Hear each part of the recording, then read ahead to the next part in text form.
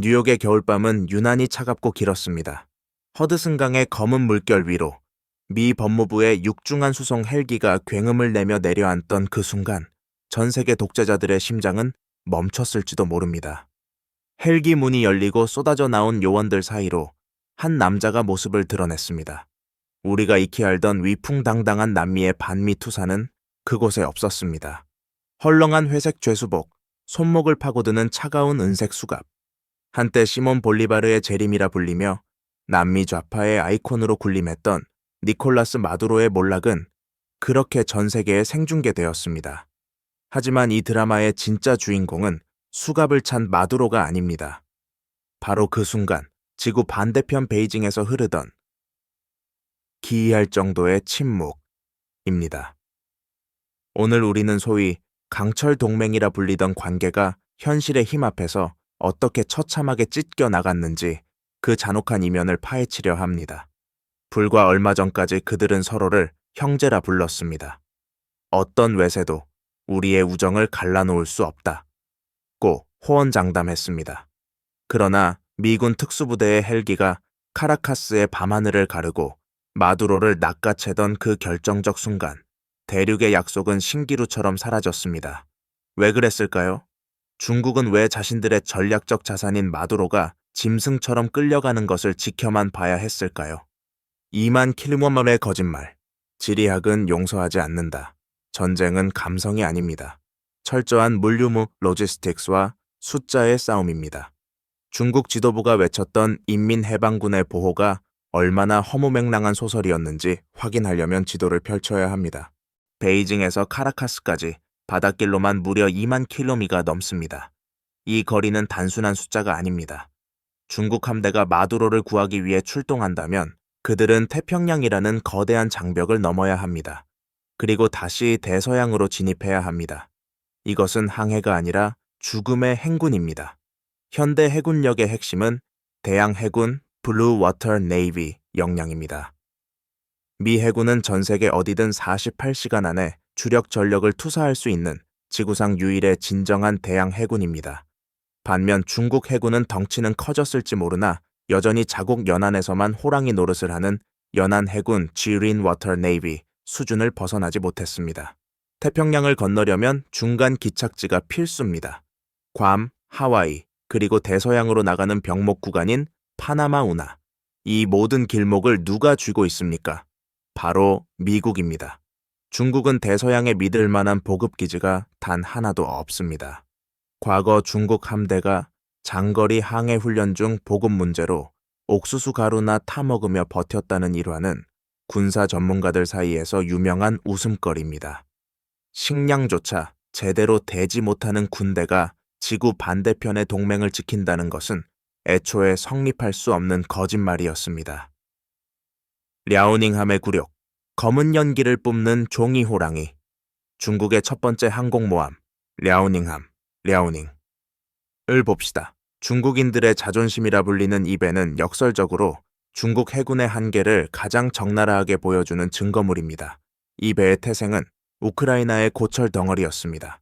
리아오닝함이 사용하는 구식 증기 터빈 엔진은 출항할 때마다 검은 연기를 굴뚝처럼 뿜어냅니다. 이는 엔진 효율이 최악이라는 증거이자 현대전에서 적에게 "나 여기 있소" 라고 광고하는 표적지나 다름없습니다. 더욱 치명적인 것은 작전 반경입니다. 랴오닝함의 작전 반경은 고작 3.850해리, 약 7,100km에 불과합니다. 중국 해안에서 출발해 하와이 근처에도 닿기 전에 연료가 바닥난다는 뜻입니다. 거대한 덩치를 움직이기 위해 막대한 양의 디젤유를 싣다 보니 정작 가장 중요한 전투기용 항공유를 실을 공간이 부족해지는 치명적인 설계 결함까지 안고 있습니다. 전투기가 떠야 항공모함인데 배를 굴리느라 비행기를 못 띄우는 코미디가 벌어지는 것입니다. 미 해군 항모전단이 핵추진 엔진으로 무한한 항속거리를 자랑하며 지구를 안방처럼 누빌 때 중국 함대는 유조선을 줄줄이 달고 다녀야 겨우 움직일 수 있습니다. 이것은 전략적 기동이 아니라 거북이 행렬입니다. 미군이 굳이 미사일을 쏠 필요도 없습니다. 보급로만 살짝 끊어주면 랴오닝함과 호위 함대들은 카리브해의 거친 파도 속에서 표류하는 거대한 고철 덩어리로 전락할 것입니다. 중국의 침묵은 선택이 아니었습니다. 강요된 무력감이었습니다. 그들은 베네수엘라를 버린 것이 아니라 애초에 그곳에 갈 능력조차 없었던 것입니다. 보이지 않는 핵폭탄, 스위스 금고의 배신, 군사적 무능보다 더 독재자들을 공포에 떨게 한 것은 돈줄의 차단이었습니다. 총칼은 막을 수 있어도 파산은 막을 수 없기 때문입니다. 베이징이 항공모함을 보내지 못해 쩔쩔매는 동안 미국은 조용하지만 훨씬 더 치명적인 무기를 꺼내들었습니다. 바로 금융, 파이낸스입니다. 지난 5일 전 세계 금융계가 발칵 뒤집힐 만한 사건이 터졌습니다.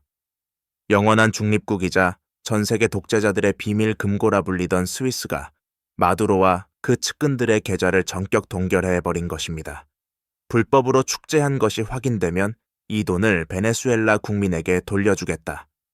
스위스 연방의회의 이 한마디는 핵폭탄급 위력을 가졌습니다. 독재자들에게 가장 큰 공포는 권력을 잃는 것보다 평생을 바쳐 훔친 돈을 쓰지 못하고 뺏기는 것입니다. 이 조치는 단순히 마두로 개인을 향한 것이 아닙니다. 전 세계의 부패한 권력자들에게 보내는 살벌한 경고장입니다. 너희가 어디에 돈을 숨기든 우리는 끝까지 찾아내서 원래 주인인 국민에게 돌려주겠다. 여기서 중국의 무력감이 다시 한번 적나라하게 드러납니다. 베이징은 틈만 나면 위안화 국제화를 외치고 독자적인 결제 시스템 CIPS를 만들겠다고 떠들어댔습니다. 하지만 결정적인 순간 세계 금융의 혈관을 쥐고 있는 것은 여전히 미국이 주도하는 스위프트망과 달러 패권이었습니다. 미국이 제재의 칼을 뽑고 스위스 같은 금융 허브들이 이에 동참하자 중국이 해줄 수 있는 것은 아무것도 없었습니다. 중국이라는 뒷배는 그저 말로만 위로해줄 뿐 내 지갑 하나 지켜주지 못한다는 현실을 전 세계 독재자들은 뼈저리게 목격했습니다. 가장 안전하다고 믿었던 스위스마저 돌아섰을 때 그들은 깨달았을 것입니다. 미국의 항공모함보다 내 노후 자금을 단 한 번의 클릭으로 증발시킬 수 있는 저 금융 시스템이 진짜 저승사자구나. 외교적 참사, 사라진 전랑 월프 워리어. 군사력은 허상이었고 돈줄은 끊겼습니다. 이제 남은 것은 오직 멜 워드스 뿐입니다. 하지만 그 말조차 얼마나 초라하고 궁색했는지 확인하기 위해 베이징 외교부 브리핑룸으로 가보겠습니다. 이곳은 지금 세계에서 가장 난처한 연극이 상영되고 있는 무대입니다. 과거 늑대처럼 지저대던 전랑 외교의 기세는 온데간데 없었습니다. 린젠 대변인은 외신 기자들의 질문, 공세 앞에서 마치 숙제를 안 해온 학생처럼 불안해 보였습니다. 미국이 마두로를 풀어주지 않으면 구체적으로 어떤 행동을 할 것인가? 라는 기자의 질문에 그는 고장난 녹음기처럼 국제법 위반이다, 유감이다, 반대한다 라는 말만 앵무새처럼 되풀이했습니다. 이는 미국이 마두로를 감옥에 가둬도 중국은 방구석에서 욕하는 것 말고는 할 수 있는 게 없다는 무기력함의 자백이었습니다. 진짜 굴욕은 중국 특사단의 행보였습니다. 미군 특수부대가 작전을 개시하기 직전 카라카스에 들어갔던 중국 특사단은 제때 빠져나오지 못하고 호텔방에 숨죽이고 있어야 했습니다.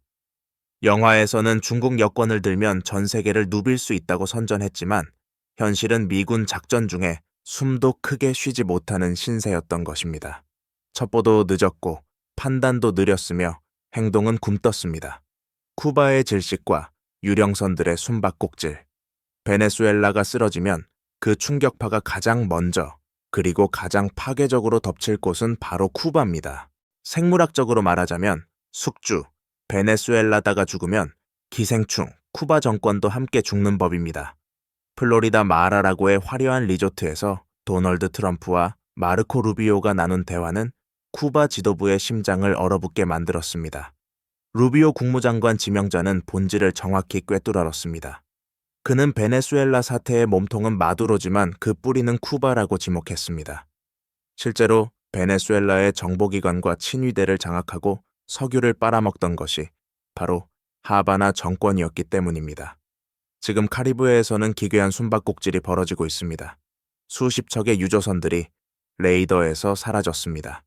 미 해군의 봉쇄를 피하기 위해 선박 자동 식별 장치 AIS 끄고 유령선이 된 것입니다. 데이터상으로는 아프리카나 발트해에 있는 배들이 실제로는 카라카스 해안을 맴돌고 있습니다. 미 남부사령부는 카리브해를 완벽하게 통제하며 쿠바로 들어가는 검은 황금의 동맥을 끊어버렸습니다. 쿠바에게 베네수엘라산 공짜 석유는 국가를 지탱하는 산소호흡기였습니다.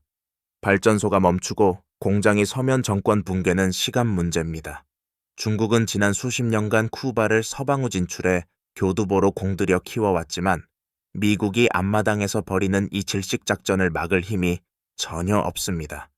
바다 위에서 유조선들이 갈 곳을 잃고 떠도는 동안 중국이 남미에 구축해놓은 거대한 영향력의 네트워크는 도미노처럼 쓰러지고 있습니다.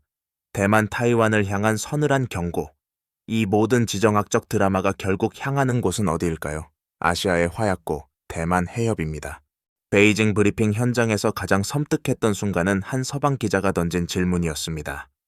중국제 무기로 무장하고 중국 고문단에게 훈련받은 베네수엘라 군대가 미군에게 이렇게 쉽게 무너진다면 대만 해협에서 인민해방군이 미군을 막아낼 수 있겠는가? 이것은 단순한 가정이 아니라 실전 데이터에 근거한 추궁이었습니다. 베네수엘라의 방공망은 중국이 설계한 레이더와 미사일 시스템의 축소판입니다. 그것이 미군의 전자전과 스텔스 기술 앞에서 종이장처럼 뚫리고 무용지물이 되었습니다. 이는 중국이 자랑하는 반접근 지역 거부 A2AD 전략 또한 실제 상황에서는 거대한 고철 덩어리에 불과할 수 있음을 시사합니다. 지난 40년 동안 열병식에서 발맞춰 걷는 것만 연습한 군대와 전 세계 전장을 누비며 현대전의 교리를 써 내려가는 미군 사이에는 물 수 없는 격차가 존재합니다. 베네수엘라 사태는 중국 군사력의 거품을 걷어내고 그 안에 숨겨진 불안한 실체를 전 세계에 생중계한 사건이었습니다. 베이징이 진정으로 두려워하는 것은 대만의 독립선언이 아닙니다. 바로 자신들의 군사력이 실제로는 미국의 상대가 되지 못한다는 사실이 14억 인민과 전 세계 앞에서 뽀록나는 그 순간입니다. 힘없는 정의는 무능하다. 마두로의 회색 죄수복은 제2의 노리에가가 된 독재자의 말로를 상징합니다. 1989년 파나마의 독재자 노리에가 역시 미국에 맞서겠다고 큰소리쳤지만 결국 미군의 투항에 마이애미 법정에서 마약 밀매범으로 심판받았습니다. 역사는 잔인할 정도로 똑같이 반복됩니다. 오늘의 결론은 명확합니다. 이익으로 맺어진 동맹은 이익이 사라지는 순간 연기처럼 흩어집니다. 마두로는 베이징이라는 거대한 우산이 자신을 지켜줄 것이라 믿었지만 정작 폭풍우가 몰아치자 그 우산은 펴지지도 않았습니다. 중국은 멀었고 미국은 가까웠으며 스위스는 냉정했습니다. 진정한 강대국은 성명서의 글자 수로 싸우지 않습니다. 그들은 압도적인 군사력과 금융 시스템으로 현실을 바꿉니다. 이제 공은 다시 베이징으로 넘어갔습니다. 하지만 그들이 할 수 있는 것은 또다시 엄중한 우려를 표명하는 것뿐일지도 모릅니다. 역사의 수레바퀴가 다시 돌기 시작했습니다.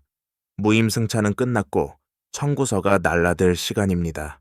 과연 주권이라는 방패가 범죄를 저지른 권력자를 끝까지 지켜줄 수 있을까요? 힘이 없는 정의는 무능하고 정의 없는 힘은 폭력이라 했습니다.